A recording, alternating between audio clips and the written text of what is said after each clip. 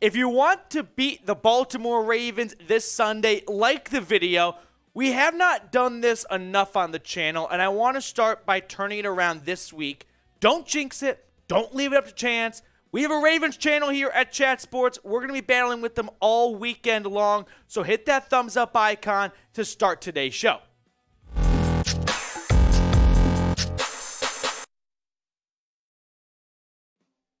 Welcome into the Cleveland Browns Report. Matthew Peterson here on our live show, airing every single Thursday at 4 Eastern. So if you're watching this later, tune in next Thursday. I guarantee you have a good time here. So we're going to get into the latest news and rumors on the Brownies. And I want to start the show off by going back to a familiar face, a familiar name here.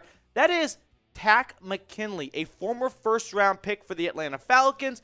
You might remember him on the Browns last year, kind of playing, I don't know, not the Olivier Vernon role, but some of the, forgotten defensive ends of the Browns post John Dorsey. So here it is. Bring back Takk McKinley. I'm going to give it one Bernie head. So Takk McKinley, the reason why we're having this conversation at all is because he was released by the LA Rams earlier this week, and the Browns are in need of some help on the defensive line. Do they need edge rusher more than interior defensive line? No. But with Clowney going from not playing to playing clearly too soon and then reverting not to playing, it does open up a window for maybe some outside help at that defensive end. So Adam Schefter, like I said, tweeting out that the Rams placed DB Grant Harley, who cares? Joe Noteboom, who cares? On injured reserve, yada, yada, yada. But the key piece of information was that they released Takk McKinley. Now, you might remember Takk McKinley suffered a ruptured Achilles down the stretch late last season. Was it the Raiders game, if I remember correctly? So with that being said, he had a pretty good year all in all. For the Browns last year, 2.5 sacks, a forced fumble. I know that these numbers don't pop off the screen, right? He was also not a starting contributor member to this defense. But I liked McKinley. I thought he played some of his best football of his career, frankly. Kind of like Clowney, he kind of, in a way, saved his career for a little bit, coming to Cleveland, putting some good numbers up, being opposite of Myles Garrett. It's very unfortunate that he had an Achilles injury because that scares GMs off for quite some time. But outside of Myles Garrett and Jadeveon Clowney, the Browns have not had much production from the rest of the edge rushers, right? Alex Wright, just a rookie, 9 tackles on the season, 0 sacks, a lot of donuts on the board. There is a big drop-off after Garrett and Clowney. And those are two guys that are dealing with decent amount of injuries, right? Garrett, not so much as Clowney with that ankle injury, but Garrett's not coming off a car accident not too long ago that I don't think we should just kind of forget about and act like, well, he's back to 100%. No, he's being limited in practice with shoulder and bicep injuries. It is definitely worth looking into, at least, whether or not the Browns should consider making some type of addition to this defensive line room, because it is a little thin after your top 2 guys, and those 2 guys have not been very reliable the last few weeks when it comes to coming and playing on the field. Listen, what would Andrew Berry want to see happen? He wants to see his guy Alex Wright get some reps, right? He wants to see his draft pick grow and start to become a bigger factor onto this team. Because I think in his eyes, the long-term plan is Alex Wright is opposite Myles Garrett for the next couple of years. Clowney coming back on just a 1-year deal. But if Clowney's injury continues to linger, maybe Andrew Berry decides we don't have time to wait for Alex Wright to come along. Or Isaac Rochelle to look like how he did in the preseason. Because it's not the preseason anymore, right? Or the rookie, Isaiah Thomas. Maybe he's got to go back to the well and find someone who's got much more proven talent like Takk McKinley. What do you think, though? What say you? Should the Browns sign Takk McKinley? Why for yes and for no? I'm going to answer this question with, let me wait and see how things go this week in terms of Clowney's injury status and where he is moving forward. If this ankle injury is going to be something that quietly is a cloud over him for 6 weeks, yeah, if the Browns want to stay competitive, it's not going to be through Isaac Rochelle, Alex Wright, and Isaiah Thomas. All right, here, we have got a sub battle going on this week, and we are smoking the Crows, baby. 240 subs this week compared to 41 for our pedestrian Baltimore Ravens channel at Chat Sports. Pile it on. If you work with a Ravens fan, if you are friends or family members with a Ravens fan, and you are tired of hearing it from them for years on years, take your frustration and your anger out on that big red sub button. You want to beat the Crows, hit that sub button and subscribe today. All right, let's move on to segment number 2 today. Are there cracks in this Browns locker room? This was maybe the focal point of today's show. It was on the thumbnail. I gave it 2 Bernie heads. I don't think it's fake news. I don't think it's even just one Bernie head, small shreds of truth. People are talking. Who are the people? John Johnson, specifically. All right, so Keith Britton, who covers the Browns, tweeting out that John Johnson said, it's a commitment thing. When practice is over, you can't just run out of the building and forget about your job. We need everyone in the building to be 100% in on the task at hand. Right now, I think we're at a place where that's not the case. Clearly, there is a growing divide, I think, between some of the younger guys who don't know what it's like to play in the NFL. I mean, we saw it earlier this year where Perion Winfrey was a healthy scratch because he was held out of the game due to a personal violation of the team policies. There is clearly some maturity that needs to come along for some of the young bucks. And the veteran guys who know how precious every season is, and they don't want to see a year of their prime go down the toilet like last year, there's frustration right now. I'm not talking take the ping pong table out of the locker room frustration. I think there is something growing right now that in 6-7 months, we're all going to read a Mary Kay article about what happened in the Cleveland Browns locker room in 2022. All right, so then that happened yesterday. Fast forward to today, October 20th. Joel Bitonio, no doubt one of the leaders of this team, talking to the media. And this quote definitely got pulled in every which way. Let me read it to you, and you can make up your own mind. It's never an effort thing. I think guys want to play hard, but some guys might not understand what it takes. Preparation, study habits, he didn't really get too specific. We're working through that. I think this is a good reminder for just not just for myself, but for all of us.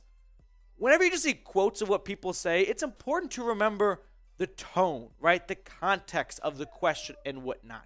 Joel Bitonio didn't say that with the mindset of, yeah, people aren't putting effort in. No.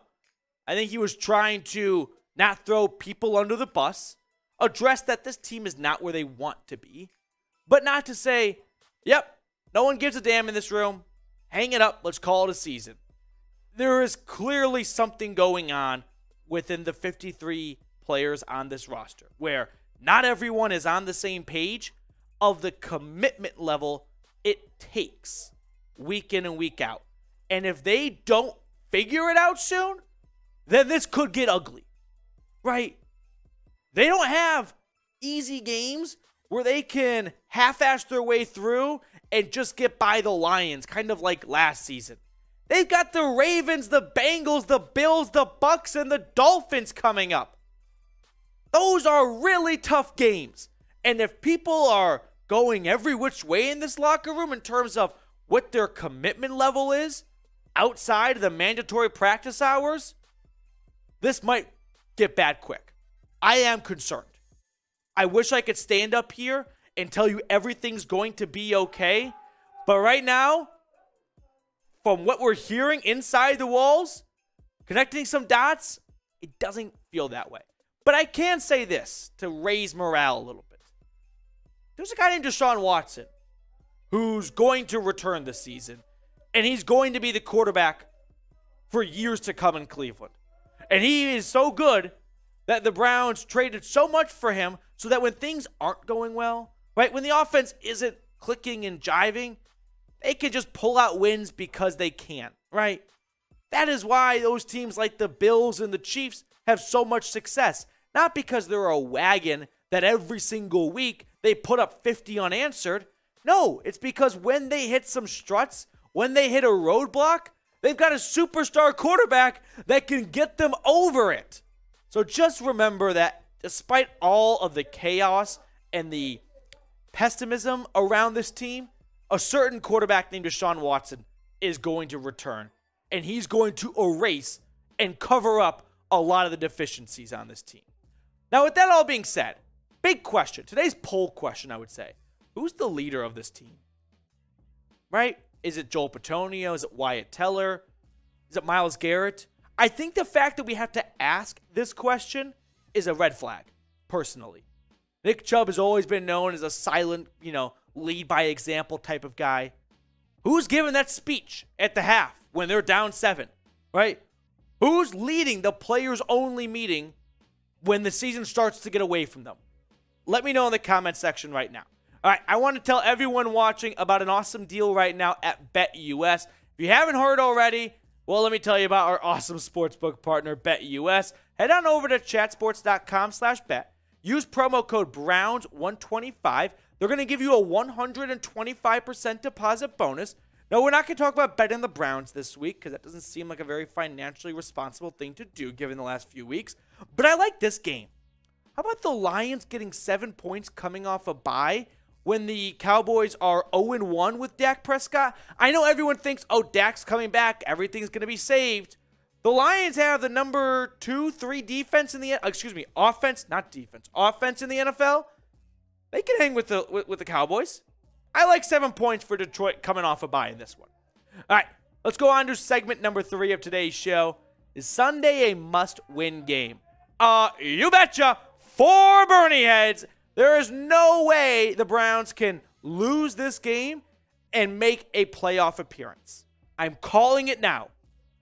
If the Browns lose Sunday, put the tombstone up for their playoff aspirations moving forward.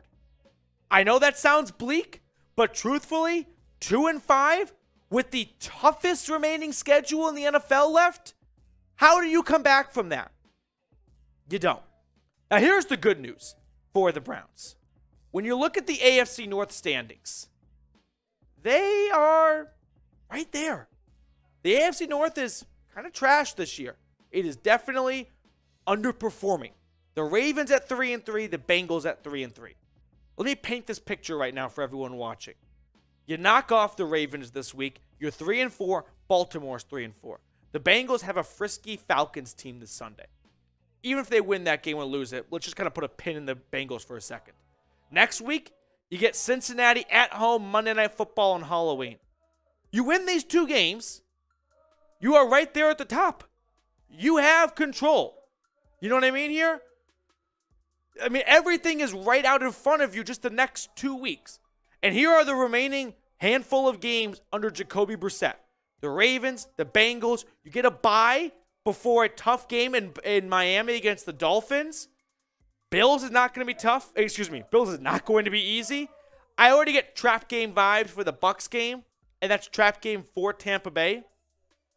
I'm looking at 5 games right now. You have to go at least 2-3. Probably 3-2. But if you drop the Ravens game and the Bengals game, I don't think you're finding 2 wins in Miami, Buffalo, and Tampa, because we're talking about a team at that point that will have lost 5 straight. So with that being said, I won't get too deep into the nuts and bolts here, but some kind of cliche keys to victory, because everyone loves that. Garrett needs to take over the game. This is not Myles Garrett has sucked this year talk. This is everyone else is underperforming. He's got to hurt his back from carrying this defense. So Myles Garrett needs to take over. The secondary, I'm not going to even ask for it to go 180. If you go like 110, I don't know if that's where that is on the pendulum, but just get better. Make an improvement somewhere. Make a stride. Don't have a blown assignment or blown coverage. And the Browns, they got to just rush the Ravens. They got to outrush Baltimore. They have to do a better job on the ground, because if it gets to a shootout between Brissett and Lamar, who's winning that here? But I do offer this kind of ray of sunshine. Despite the Browns losing their last 3 in some frustrating ways, things haven't been awesome in the Charm City, right? Look at this right here. They were leading 35-14 with 12 minutes left in the fourth quarter against Miami. Lost that game. They go into the half pretty much almost 23 lead against Buffalo. Lost that game.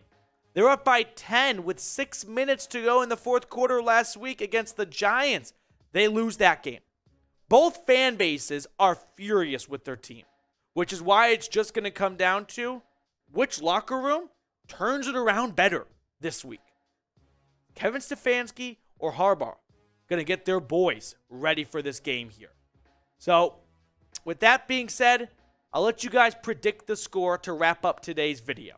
Ravens, Browns. Come Sunday, I don't care what I'm thinking earlier this week. I will talk myself into this game.